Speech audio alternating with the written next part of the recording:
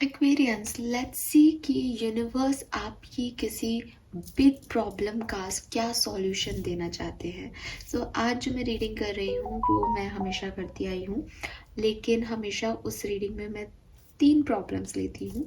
आज मैं रीडिंग में सिर्फ 2 प्रॉब्लम लूँगी। प्रॉब्लम्स के लिए भी मैं यहाँ कार्ड जो है वो निकालूँगी और आपको बताऊँगी कि मे बी आपकी लाइफ में ये इशू चल रहे हों, और उसके बाद फिर मैं उसके लिए आपको क्या करना चाहिए, अभी क्या गाइडेंस है उस पर्टिकुलर प्रॉब्लम का, वो भी आपको बताऊंगी। अगर आपसे कोई प्रॉब्लम रेजोनेट होती है तो उस सिचुएशन में आगे क्या हो जाएगा, उस सिचुएशन में आप अभी क्या करो, वो मैं आपको पूरी डिटेल में बताऊंगी। ऑलराइट एक्वेरियस, देखते हैं कि आपके लिए क्या आता है। ये कोई पिक अ कार्ड या पिक अ ग्रुप रीडिंग नहीं है। आप दोनों प्रॉब्लम सुनिए। दोनों प्रॉब्लम में से जो भी आपकी है, या हो सकता है आपकी लाइफ में दोनों ही इशू हों, क्योंकि क्या आएगा वो मुझे भी नहीं पता अभी। तो आप वो देखो और फिर हम उसके लिए सॉल्यूशन के कार्ड यूनिवर्स से निकलवाएंगे। लेट्स सी कि क्या मैसेजेस आते हैं Aquarius. And yes, of course आप इस रीडिंग को देख रहे हो तो आप परेशान होंगे, so don't worry, be positive, faith रखो यूनिवर्स पे, एंड आपको कोई ना कोई सॉल्यूशन, कोई ना कोई हीलिंग यहाँ पे ज़रूर मिलेगी, इतनी गारंटी देती हूँ। लेट्स सी एक्वेरियस की परेशानी क्या चल रही है कुंभ राशि की लाइफ में। Okay, we have 8 of swords,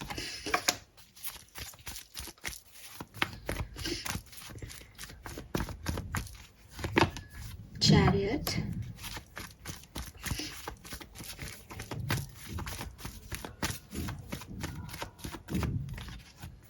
9 of swords. बहुत परेशान हो, मैंने बोला भी, और कार्ड्स भी आ रहे हैं, दिखाई दे रहा है मुझे। Don't worry Aquarius.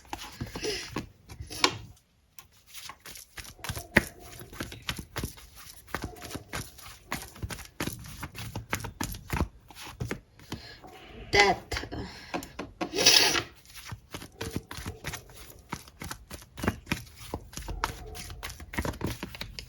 9 of pentacle, sun. Okay, 9 of wands. बहुत बड़ा ट्रांसफॉर्मेशन आपकी ज़िंदगी में हुआ है एक्वेरियस, एंड मैं उसे फील कर पा रही हूँ यहाँ पे।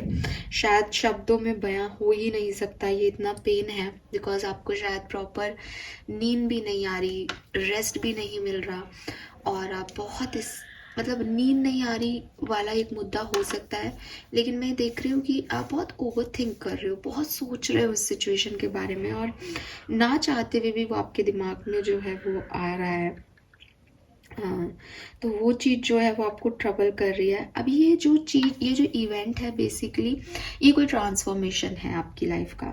जो चीज़ें जैसी थी वो वैसी नहीं रही, तो कोई एनजाइटी हो रही है, और मुझे ऐसा लग रहा है कि आप में से काफ़ी लोग डिप्रेशन में हो सकते हो, काफ़ी साइकोलॉजिकली आप फिट महसूस नहीं कर रहे, आपको कुछ अजीब से डर लग रहे हैं, जिसकी वजह से आप रात को उठ रहे हो, आप थोड़ा सा आगे बढ़ते हो ज़िंदगी में, फिर कुछ आपको डर लगने लग जाते हैं, एकदम हेल्पलेसनेस, पावरलेसनेस आपको फील हो रही है। आप कहीं तो पहुंचना चाहते हो अपनी ज़िंदगी में, आप खुशियाँ चाहते हो अपनी ज़िंदगी में।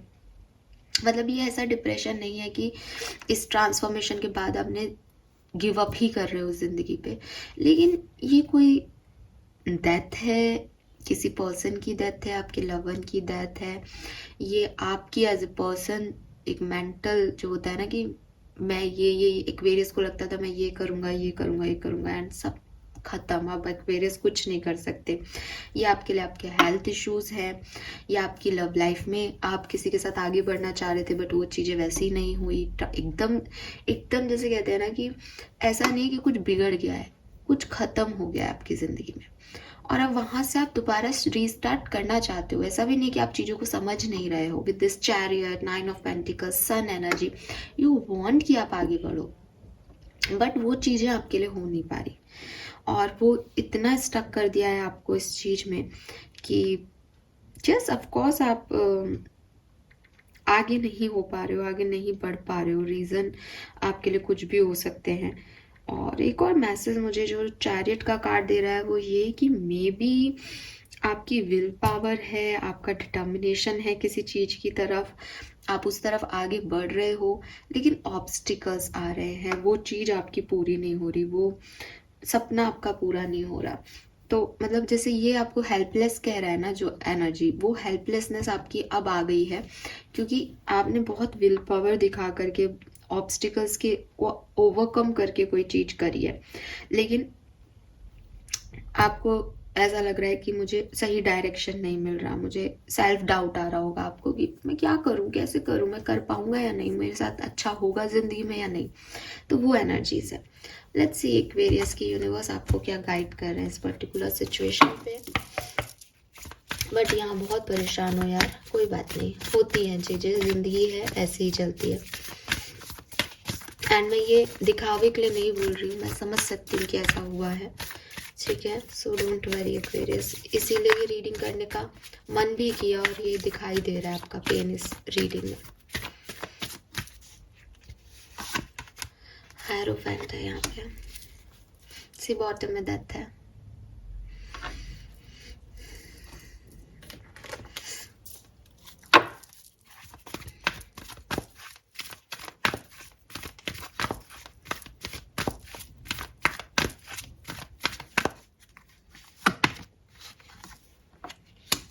Moist.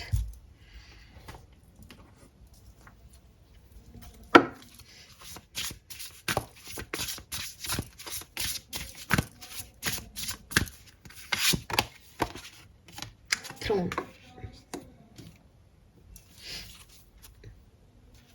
और बॉटम में देख लो, एंडिंग्स आर इनएविटेबल, जो मैंने आपको कहा कि कुछ खत्म है, कुछ एंडिंग हो गई है लाइफ में। कोई बात नहीं, परेशान होने से काम नहीं चलता एक्वेरियस।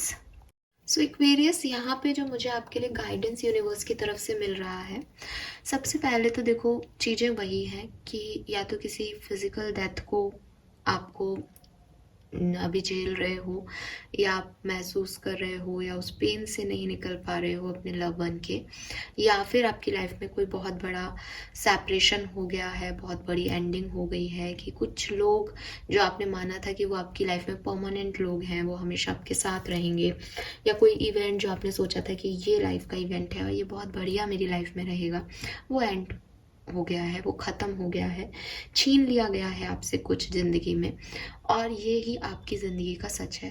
तो पहला गाइडेंस तो आपके लिए जो मैसेज यहाँ पे मिल रहे हैं वो यही मिल रहे हैं कि ये सच स्वीकार करो, ठीक है। दूसरी चीज़, हो सकता है आप में से काफ़ी लोग ऐसा हो नहीं सकता, आप उस चीज़ के पीछे, जैसे कोई पर्सन अब दुनिया में नहीं है ना, फिजिकल डेथ है किसी की, तब तो उसके पीछे भाग नहीं सकता कोई व्यक्ति। लेकिन कई बार ज़िंदगी में एंडिंग्स हो जाती है, यूनिवर्स आपको कहता है ये चीज़ तेरे लिए नहीं है, मैं नहीं दूंगा तुझको, या आपसे छीन ली जाती है वो, तो आप उनके पीछे भागना शुरू कर देते हो। तो मे बी ये चैरियट जो है, ये आपका वो भागा दौड़ी था कि मुझे यही चीज़ चाहिए, आपके ये प्रयास थे कि मुझे ये चाहिए, और उसमें भी आपको हारी मिली, क्योंकि वो प्रयास सफल नहीं हुए, क्योंकि वो चीज़ें एंड थी और आपको लगा कि नहीं, ये तो वापस मेरे पास हो जाएगा, ये तो मैं अर्न कर लूँगा, ये तो मैं फिर से ठीक कर दूँगी सिचुएशन को। लेकिन इस केस में, पूरे सिनेरियो में, आपको सबसे पहले तो इस चीज़ को एक्सेप्टेंस देनी है कि ये हो चुका है, ये एंडिंग हो चुकी है, और ये अब वापस से ओवरकम या रिवर्स नहीं की जा सकती, ठीक है, पहली चीज़। दूसरी चीज़, आपको जो मैसेज दिया जा रहा है वो हैरोफेंट का कार्ड है यहाँ पे। हैरोफेंट जो है वो एक काउंसलर, टीचर, गाइड की रोल में आता है। तो जैसा कि मैंने आपको बिगनिंग में भी कहा था कि मे बी किसी को बहुत ज़्यादा सीवियर साइकोलॉजिकल डिप्रेशन या साइकोलॉजिकल इश्यूज आ रहे हैं, आप अपने आप को ज़्यादा बेहतर जानते हो, बिल्कुल ही आपके मन में नेगेटिव थॉट्स आ रहे हों, या आपको कोई डिप्रेसिव एनर्जी फील हो रही हो, या आपका मन कहीं भी नहीं लग रहा है, और बिल्कुल आप एकदम आपकी लाइफ में एक लो पॉइंट पे हो, तो आप काउंसलिंग ले लो, साइकोलॉजिकल काउंसलिंग या किसी थेरेपिस्ट से मदद लेना।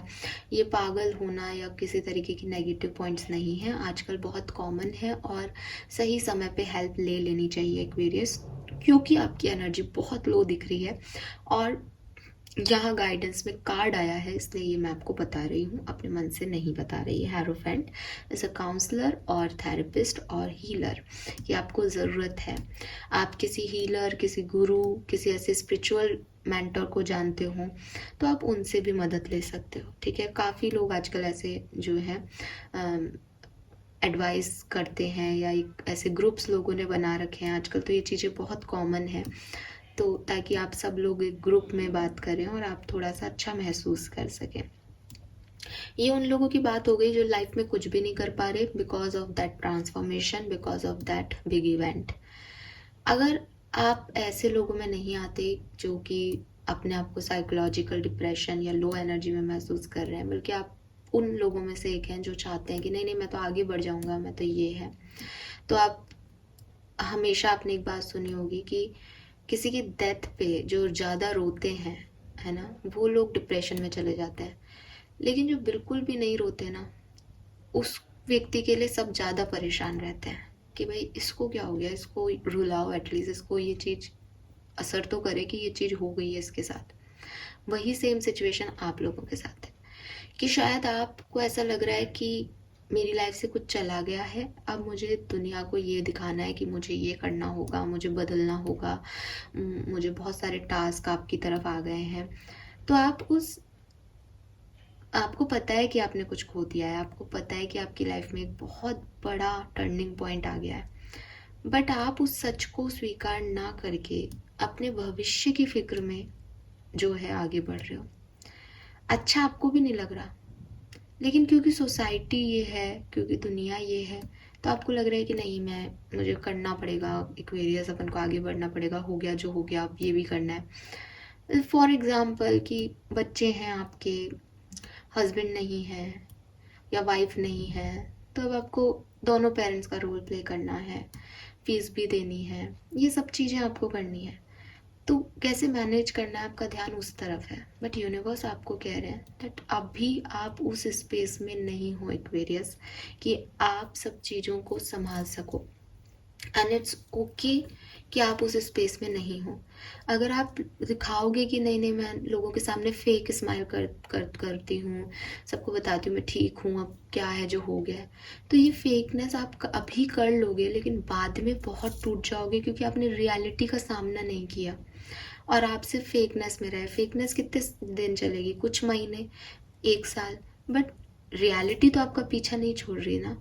तो आपको कहा जा रहा है कि इट्स ओके अगर कभी हमारी ज़िंदगी हम पे इतनी कहते हैं ना बदकिस्मती ला दें कि हम उस रोल को प्ले नहीं कर पाए जो हमारा रोल है। इट्स ओके, वो समय आप ले लीजिए, उस पर्टिकुलर टाइम पे रो लीजिए, बैठ जाइए थक के कि मेरी लाइफ में ये परेशानी हो गई है, क्योंकि जो उठने में टाइम लगेगा सिर्फ वो लगेगा, फिर आप कभी नहीं रुकोगे।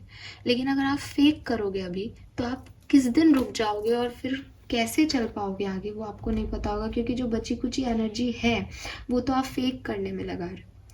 तो ये एक बहुत ख़ास मैसेज है यहाँ पे एक्वेरियस आप लोगों के लिए कि अभी आप रेडी नहीं हो आगे बढ़ने के लिए, तो इसको ज़बरदस्ती रेडी होने की कोशिश भी मत करो। आगे बढ़ने के लिए एक पॉज लेना ज़रूरी है।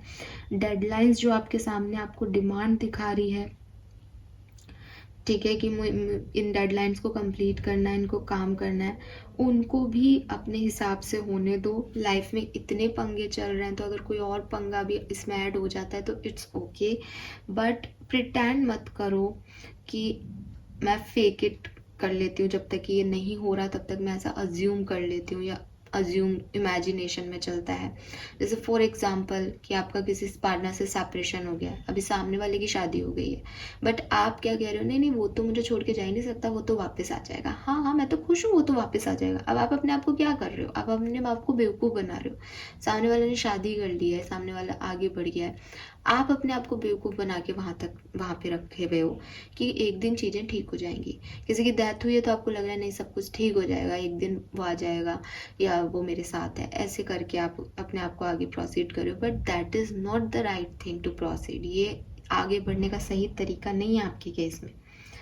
तो ये जो fake it till you make it वाला एटीट्यूड है, इसको छोड़ो और रियलिटी को एक्सेप्ट करो। और जब तक आप इस रियलिटी को एक्सेप्ट नहीं कर पा रहे हो तब तक अपने विंग्स आपको पहनने की ज़रूरत नहीं है, आपको उड़ने की ज़रूरत नहीं है, क्योंकि आप कुछ भी करोगे तो आप उसको हाफली फिनिश कर पाओगे, क्योंकि जो और चीज़ें हैं वो यहाँ पे अवेलेबल नहीं है। चाहे वो आपका पार्टनर हो, वो आगे बढ़ गया है तो वो आपके साथ नहीं है, आप हाफली उसको आधे लेवल पे डन कर रहे हो, चाहे कोई और चीज़ें हो, तो आप चीज़ों को अभी पोस्टपोन कर दो, आपके लिए बेहतर है, आपके लिए यही सही है।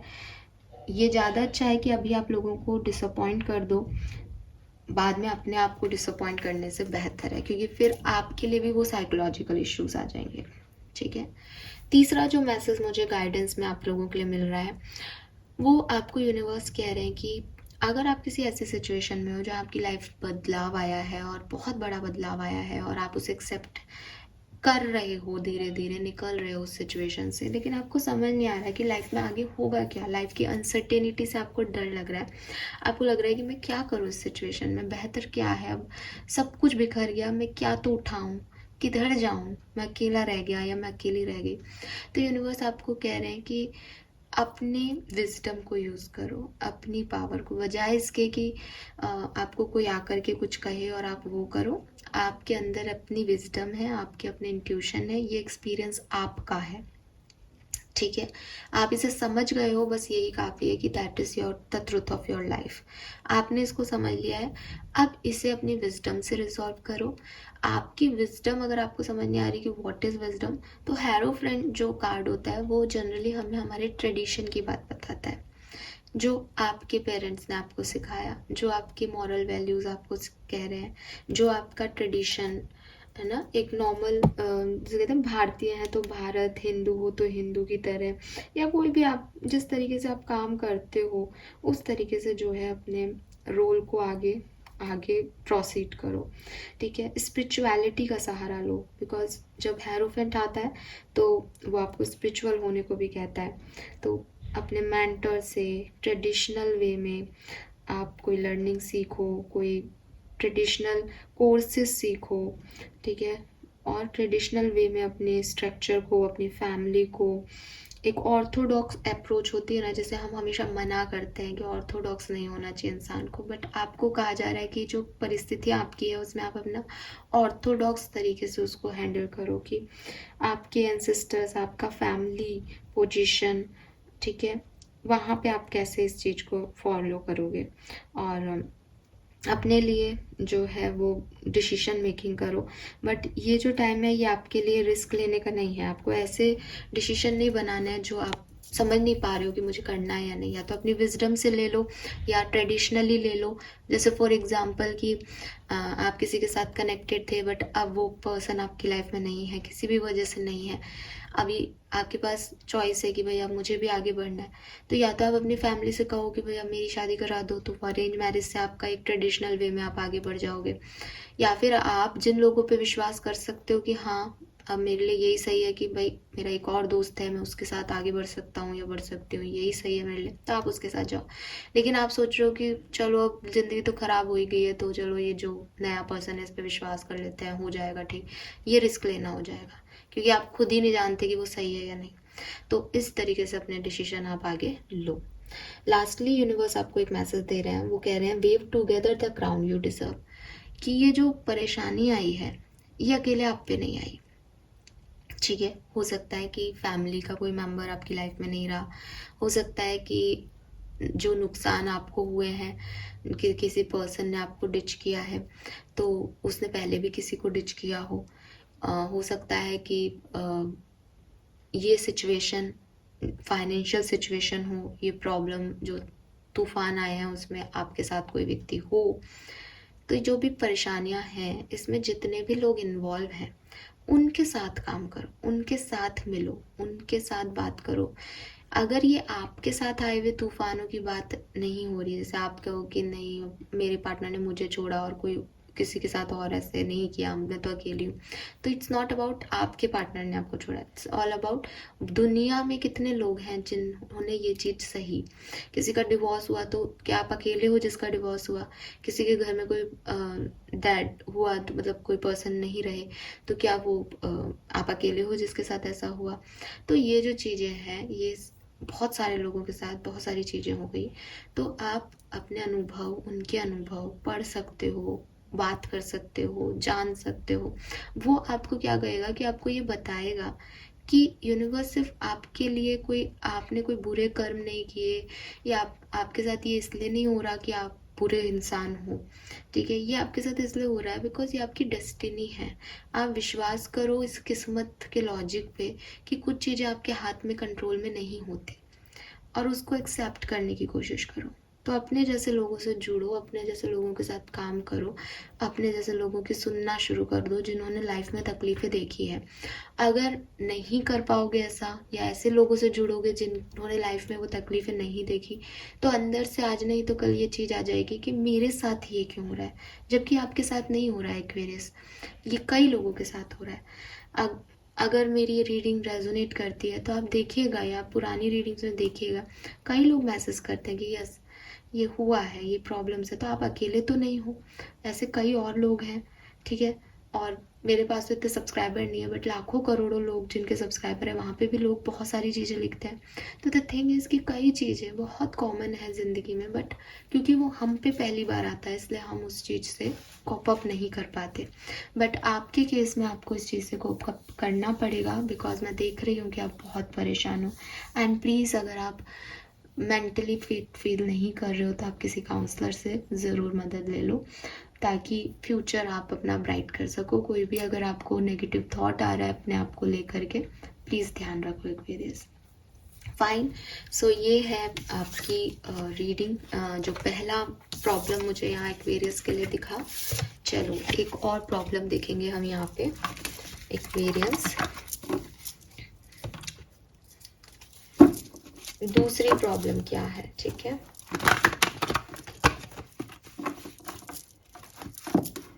और अगर आपकी प्रॉब्लम इतनी बड़ी नहीं है तो आप फर्स्ट को ज़बरदस्ती अप्लाई नहीं करें। मैंने पहले ही बोल दिया, जो फर्स्ट अभी मेरे पास रीडिंग आई थी वो बहुत इंटेंस रीडिंग थी, वो किसी के साथ कुछ बुरा हुआ है, ठीक है?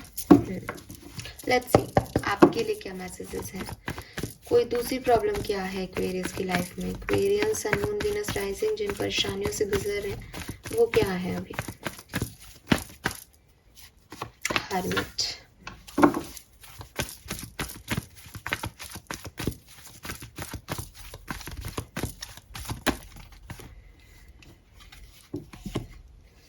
Three of Swords, Ace of Cups, Nine of Cups,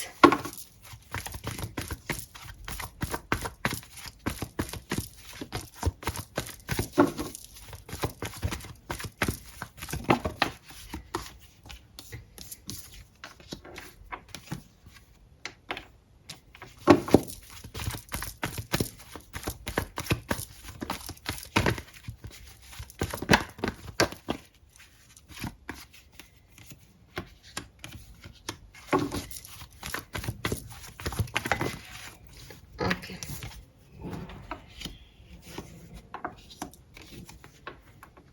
okay, simple सी चीज़ एक्वेरियस यहाँ पे तो आपके लिए ये प्रॉब्लम मुझे बहुत बड़ी नहीं दिख रही, वो मुझे समझ में भी आ गया था पहले से ही। यहाँ तो डायरेक्ट है कि आपकी फाइट हुई है आपके पार्टनर से, ये लव इशू है, इमोशनल इशू है, और आपकी फाइट हो गई है, और आप इमोशनली बहुत ड्रेन फील कर रहे हो, बहुत अकेला महसूस कर रहे हो। मे बी आपने उनसे लड़ाई कर ली है और अब आपको लग रहा है कि वो आपकी लाइफ से चले गए हैं। आप बहुत सोच रहे हो उस पर्सन के बारे में, मे बी कोई थर्ड पार्टी सिचुएशन की वजह से फाइट हुई हो, बट आपके और इनके आर्ग्यूमेंट्स हो गए, आपके और इनकी बातें बहुत तीक्ष्ण बातें, गलत कन्वर्सेशंस हो गए, जिसकी वजह से आपको लग रहा है कि सब खत्म हो गया, और आप चाहते हो कि ये ख़त्म ना हो, ये पर्सन वापस आ जाए आपकी लाइफ में और फिर से सब कुछ ठीक हो जाए। आपको क्वेश्चन आपका ये भी हो सकता है कुछ एक्वेरियंस का कि मैं एक्शन ले लूँ क्या, ये पर्सन मुझे माफ़ कर देंगे क्या, मैं वापस इनके साथ हो जाऊँगा क्या, या हो जाऊँगी क्या? तो आपकी परेशानी जो है वो है लोनलीनेस, क्योंकि आपका दिल टूटा है, क्योंकि आपके इमोशंस बहुत ज़्यादा हाइपर एक्टिव हो रहे हैं, आप इमोशनली स्टेबल फील नहीं कर रहे, आपको किसी की याद आ रही है और उस पर्सन की याद आ रही है जिससे आपकी लड़ाई हो गई। फाइन, ये है आपकी प्रॉब्लम। लेट्स सी कि इस प्रॉब्लम के लिए हमारे पास यूनिवर्स क्या कह रहे हैं अभी। हो सकता है कोई मैरिड कपल हो आप, क्योंकि 10 ऑफ पेंटिकल आ रहा है, बट 7 ऑफ कप्स कह रहा है कि कुछ कंफ्यूजन ही है इस रिश्ते में। आप पूछ रहे हो ये सवाल, इस पर्सन के साथ आना भी चाहते हो वापस, लेकिन कहीं ना कहीं आपको भी कंफ्यूजन है इस पर्सन के बारे में, या चॉइसेस हैं इस पर्सन के पास या आपके पास कि आपको जाना चाहिए या नहीं।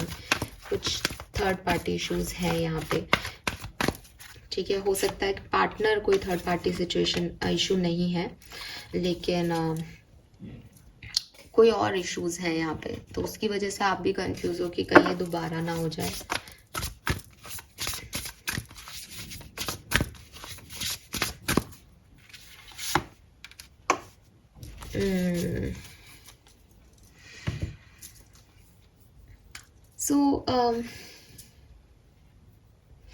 एक्वेरियस ना, यहाँ पे बहुत ही सिंपल सा मैसेज है जो कि इस तरह की कंडीशन में मैं जनरली देती आई हूँ, बट आपके लिए आ रहा है इसलिए कह रही हूँ। ऐसा नहीं है कि मैं देती हूँ इसलिए कह रही हूँ। सबसे पहले तो यहाँ जजमेंट है।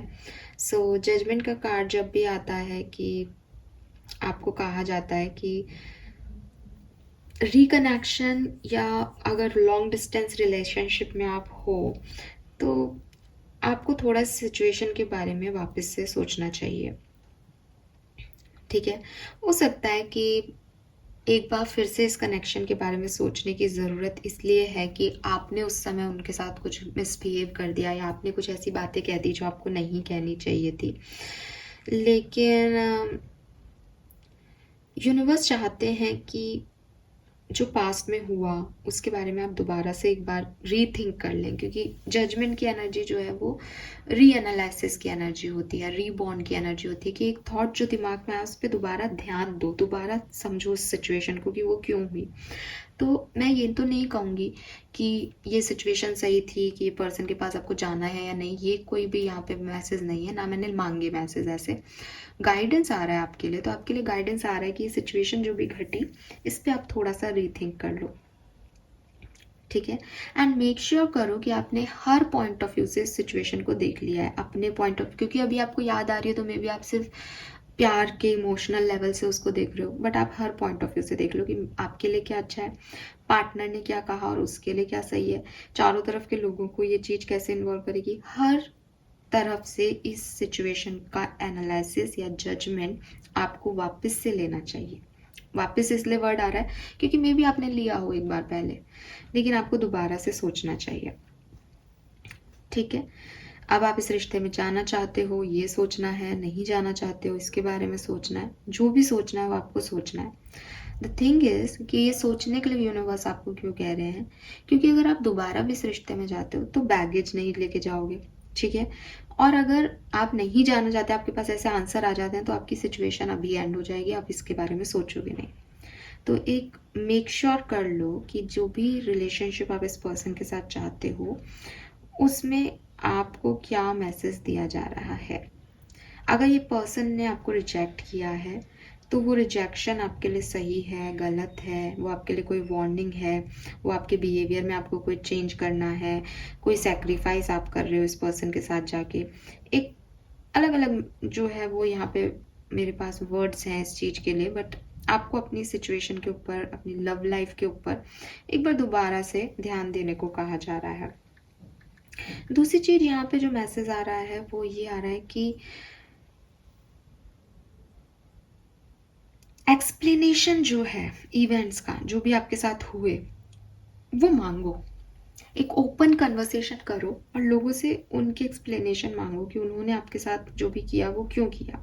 सिग्निफिकेंट इवेंट आपकी लाइफ में हुआ तो वो क्यों हुआ, वो उनका क्या कहना है, उसमें उनकी तरफ से कौन गलत है सिचुएशन में, क्योंकि एक क्लैरिटी की ज़रूरत है। जजमेंट हमेशा क्लैरिटी, अवेकनिंग को बताता है। हो सकता है कुछ ऐसे हार्ड ट्रूथ हैं, हो सकता है कोई ऐसे पास्ट एक्सपीरियंस हैं जिसको आप अभी पूरी तरीके से समझ नहीं पाए हो, उनके होने का पर्पस आपको समझ में नहीं आ रहा। तो आपको वो सब चीज़ें पता चलेगी जब आप वापस से कन्वर्सेशन करोगे अपने आप से, इस पर्सन से, तो एक री एनालिसिस इस रिलेशनशिप में, इस सिचुएशन में कंक्लूजन पे पहुंचने से पहले आपको लेना है। समझ में आया? हो सकता है कुछ अनफेयर जजमेंट्स आप कर रहे हो सकता है कुछ अनफेयर हो रहा है यहाँ पे, तो प्लीज़ इसको एक बार वापस से ध्यान दे लें, ठीक है। दूसरी चीज़ यहाँ पे क्योज एंड कॉन्फ्लिक्ट की एनर्जी है, जो कि अगेन सेम चीज़ आपको मैसेज कर रही है कि अभी तूफान आया हुआ है। तूफान में देखते हैं तो मिट्टी उड़ रही होती है, तो सामने की चीज़ें धुंधली दिखती है, क्योंकि अभी आपकी लाइफ में परेशानी चल रही है, क्योंकि आप अकेले रह नहीं पा रहे हो, क्योंकि इस पर्सन ने आपको दुख पहुंचाया है, तो इमोशंस आपके बहुत हाई है। वही बात है कि जजमेंट वाली, तो सब कुछ इम्पल्सिव आ रहा है मन में, एक्शन लेने का भी मन कर रहा है, रोने का भी मन कर रहा है, वापस जाने का भी मन कर रहा है, और सब कुछ आपको लग रहा होगा कि बदल जाए ये सिचुएशन, मुझे इस सिचुएशन में क्यों आ गया हमारा रिश्ता और ये सब। बट यूनिवर्स कह रहे हैं कि ये जो मोमेंट है ये रिकॉग्नाइज करने का है, ना कि रोने का। रिकॉग्नाइज क्या करना है कि ये क्या परेशानी है आप लोगों के बीच में, ये किस तरह का डिवाइन ऑर्डर है, ये सिचुएशन आई तो आप लोगों के बीच में क्यों आई, क्या यूनिवर्स इसके थ्रू आपको कुछ कहना चाहते हैं। ये बड़ा ही पावरफुल समय होता है जब कुछ ऐसा होता है, क्योंकि हम कई बार मैसेज जब लेते हैं तो कहते हैं आपको कि डिवाइन का पर्पस है, तो आपको ये चीज़ अभी समझनी है, ये राइट टाइम है इस चीज़ का समझने का कि क्या ये यूनिवर्स की मर्जी से हुआ है, क्या ये आप लोगों की नासमझी की वजह से हुआ है, क्या यूनिवर्स आपको इस चीज़ में कुछ कहना चाहते हैं।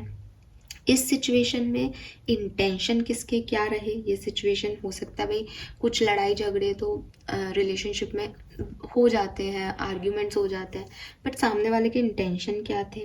तो ये जो चीज़ें हैं ये आपको इस पर्टिकुलर टाइम पे आंसर्स अपने आप से लेने हैं या सामने वाले से लेना है। अगर आप चाहते हो कि आपको एक बेस्ट सॉल्यूशन मिले इस सिचुएशन में और चीज़ें सब कुछ ठीक हो जाए, तो ये परफेक्ट टाइम है कि आप इस सिचुएशन में जंप करो, इस सिचुएशन में डिस्कवर करो, इस सिचुएशन को समझने की कोशिश करो। लेकिन आधी आंखें बंद हों, आधी खुली हों, या आंखों पे प्यार का पर्दा लग रहा हो, ऐसी सिचुएशन में नहीं समझ में आएगा कुछ भी। क्लैरिटी देखनी है तो आंखें खोल के देखनी है कि ना मैं तुम्हारे साथ हूँ अभी, कि मैं तुमसे प्यार नहीं करती या प्यार नहीं करता, हमारा सेपरेशन चल रहा है, मैं यहाँ खड़ा हूँ, मैं यहाँ खड़ी हूँ, तुमने मेरे साथ ये किया क्यों किया, मैंने जो बोला मैंने क्यों बोला, इस सिचुएशन में क्या मुझे समझ में आ रहा है, क्योंकि अभी मैं तुम्हारी नहीं हूँ, अभी मैं अपनी नहीं हूँ, अभी मुझे ये चीज़ समझनी पड़ेगी। तो ये वो टाइम है और ये परफेक्ट टाइम है कि आप अपनी आई ओपन करें और चीज़ों को समझें, इस मोमेंट को समझें, इस मोमेंट को वेस्ट ना करें इस चक्करबाजी में कि हाय मेरे साथ क्या हो गया और अब ये कैसे होगा और मैं वापस चला जाऊँ और मैं वापस चले जाऊँ या ये वापस आ जाए, ये सब में नहीं रहना। करना क्या है, remember to practice self love. अपने आप से प्यार करना शुरू कर दो। जब तक उनसे प्यार करते रहोगे तब तक परेशान रहोगे।